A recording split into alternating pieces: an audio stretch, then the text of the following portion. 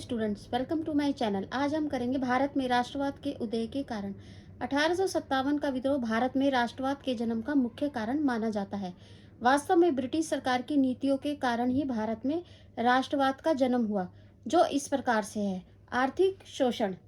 अंग्रेजों की आर्थिक नीति ने भारत के उद्योगों को बर्बाद कर दिया था। यहाँ के व्यापार पर अंग्रेजों का पूरा अधिकार हो गया था। भारतीय वस्तु जो बाहर जाती थी उस पर ज्यादा टैक्स लगाया जाता था और भारत में आने वाले माल पर अंग्रेजों ने छूट दे दी थी। अंग्रेज भारत से कच्चा माल लेकर जाते थे और इंग्लैंड में मशीनों द्वारा बने माल भारत में बेचते थे, जो सस्ता होता है। इस प्रकार भारत के लघु और कुटीर उद्योग धंधे खत्म हो गए, बेरोजगारी बढ़ गई, भारत का धन इंग्लैंड जाने लगा। अतः भारत दिन प्रतिदिन गरीब होता चला जा रहा था। दूसरे नंबर पे भारतीय समाचार पत्र और साहित्य। राष्ट्रवाद की प्रगति और विकास में भारतीय समाचार पत्र और साहित्य का काफी हाथ था। जैसे अमृत बाजार पत्रिका, केसरी हिंदू मराठा। समाचार पत्रों में अंग्रेजों की खूब बुराइयां की गई। ऐसे ही साहित्य में देखें तो मराठी साहित्य में शिवाजी का मुगलों के विरुद्ध संघर्ष बताया गया। श्री बंकिम चंद्र चटर्जी ने वंदे मातरम के रूप में लोगों को राष्ट्रीय गान दिया। इससे भारत के लोगों में देश प्रेम की भावना जागी। नंबर 3, सरकारी नौकरियों में भेदभाव। 1857 के विद्रोह के बाद अंग्रेजी सरकार का भारत के लोगों पर से विश्वास खत्म हो गया था। अतः वह पढ़े लिखे भारतीयों को नौकरी नहीं देना चाहते थे। अंग्रेजों ने आईसीएस में प्रवेश की आयु 21 वर्ष से घटाकर 19 वर्ष कर दी। यह परीक्षा अंग्रेजी भाषा में होती थी और कठिन भी।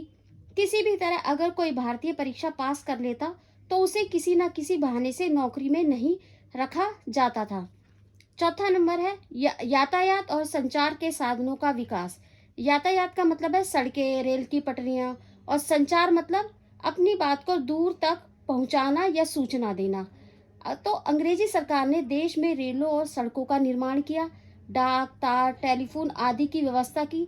इसके पीछे उद्देश्य यह था कि अगर कहीं विद्रोह हो तो उसे दबाने के लिए अंग्रेजी सेना जल्द से जल्द भेजी जा सके और दूर दूर के राज्यों की खबरें जल्दी मिल जाए। इन साधनों के विकास से भारत के लोगों का फायदा हुआ। अब उनके लिए एक जगह से दूसरी जगह पर जाना आसान हो गया। लोगों में आपस में दूरी कम हुई और उनका सोचने समझने का नजरिया बढ़ा। संचार के इन साधनों ने सारे देश को एक कर दिया। नंबर 5 पे रंग भेद नीति। 1857 के विद्रोह के बाद अंग्रेजों के घर भारत के घरों से अलग थे। वे भारतीय लोगों को काले लोग कहकर नफरत करते थे। होटल, क्लब, पार्क आदि स्थानों पर भारतीयों के साथ गलत व्यवहार करते थे। इस प्रकार रंग भेद नीति के आधार पर अनेक अत्याचार किए गए, जिससे भारत के लोगों में गुस्सा पैदा हुआ। नंबर 6 है अंग्रेजी भाषा की शिक्षा और संस्कृति। अंग्रेजी शिक्षा का प्रचार अपने फायदे के लिए किया, ताकि भारत से ही इन्हें नौकर मिल जाए जो इनकी भाषा को समझ सके।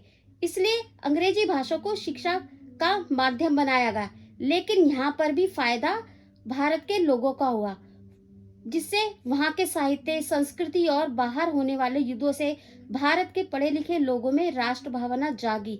इस तरह अंग्रेजी शिक्षा और संस्कृति ने राष्ट्रवाद को बढ़ावा देने में महत्वपूर्ण भूमिका निभाई। नंबर 7 पे है विदेशी आंदोलन का प्रभाव। यूरोप ने आजादी के लिए जो युद्ध लड़े गए थे उन्होंने भी भारतीय राष्ट्रीय आंदोलन को प्रभावित किया।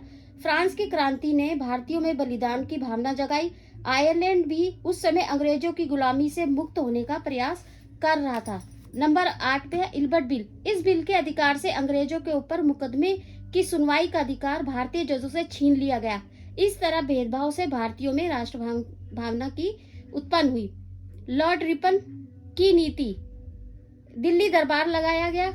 वहां पर महारानी विक्टोरिया को भारत की सम्राज्ञी घोषित किया गया, जिस पर बहुत ज्यादा धन बर्बाद किया गया और एक तरफ दक्षिण भारत में लोग अकाल भुखमरी से लड़ रहे थे। अंत में हम कह सकते हैं कि भारत में राष्ट्रवाद का जन्म अंग्रेजी सरकार की नीतियों के कारण ही हुआ। तो इस तरह की और वीडियो देखने के लिए मेरे चैनल को सब्सक्राइब करें।